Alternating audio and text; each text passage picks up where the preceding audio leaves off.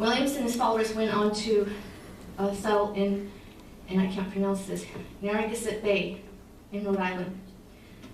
Rhode Island became a haven for Baptists, Quakers, Jews, and other religious minorities.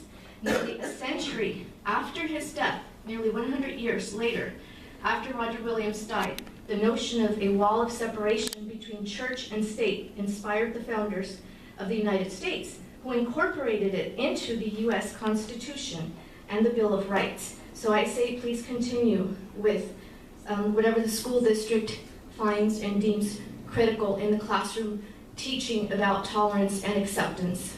Thank you. David? School board, thank you for having me. Thank you for all your dedication, running for office, getting elected, and doing what you can for the kids. I'm a resident of Orange County as well. I've got 3 kids in public schools, and I've been studying the issue of Islam for about 10 years. When 9/11 occurred, I knew nothing of Islam. I knew nothing of Muslims. There were very few Muslims in my neighborhood. I knew of Muhammad Ali and Kareem Abdul-Jabbar, and I think they're fine individuals.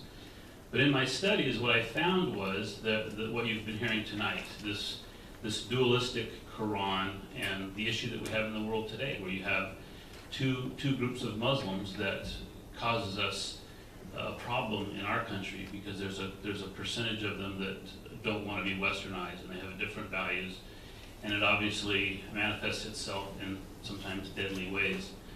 So when my oldest daughter went into middle school, she was one of the ones that had to learn from this History of Life textbook. And so I read those 5 chapters, saw that there was this whitewashing of Islam. It was presented in a very benign way, a very positive way. Yet the Aztecs and the Incas, when they went through those chapters, were presented in a very brutal way.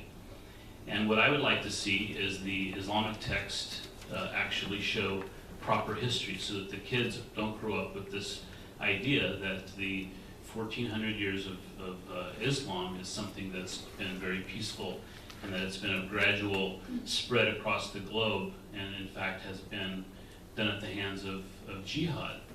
And we know that because in history we see that the Europeans resisted that jihad through the Crusades, and we know the story of the Crusades. And unfortunately, much of the Crusades is presented in a negative way. So we've got this opposite view of what happened in the medieval times that's presented in our textbooks that I think is not educating our kids properly. To the issue of this Islamic song, I feel bad for the teacher because I don't know her position. I don't know how this came about, and she's probably gotten a lot of feedback negative from it, and I assume that she's probably very sorry that this has ever happened. But there are these worksheets that keep popping up that are extracurricular and assessment or assignments that are given to the kids. These ideas of juxtaposing Hitler and Bush, or whether or not the Holocaust really happened. These are not in the curriculum necessarily, but they're part of the Common Core that teachers can use. So you see this in different states at different times, and it becomes an issue. So my plea to you as a school board, and to other school boards that I've talked to, is to find out what your teachers are teaching, what they're culling the information from, and get out in front of this issue, because it will only get worse if we don't find these assessments and remove them from the pool of information that they'll use with the kids in the classroom. Thank you. Thank you. And Steve, please. Hi, I'm Steve Martell. I have a couple of handouts. Who can I give them to someone that? Secretary. Talk while you're walking, because you're timed. I can talk while I'm walking. Okay, so there's, in 1968, I was in high school. In high school, I learned, and my fellow students learned, that Islam was spread by the sword. We didn't know exactly what that meant, but we had that in our understanding. I went to Turkey in high school and stayed with a very nice Turkish family. It was a Muslim country. People were very kind and polite, and it was a wonderful experience. But since then, things have changed dramatically in the world of Islam. And now there's a worldwide movement, a violent movement called jihad, which we're all confronting. So Islam has become very controversial. But the textbook that you're using whitewashes Islamic history, and according to the Weekly Standard, is the worst textbook in the world for helping people to truly understand what Islam is about. This supplement here was created by Act for America, which is a Homeland Security, Homeland Defense organization, Mission Deo chapter, and it rebuts many of the pseudo-historical facts or topics that are presented in History Alive.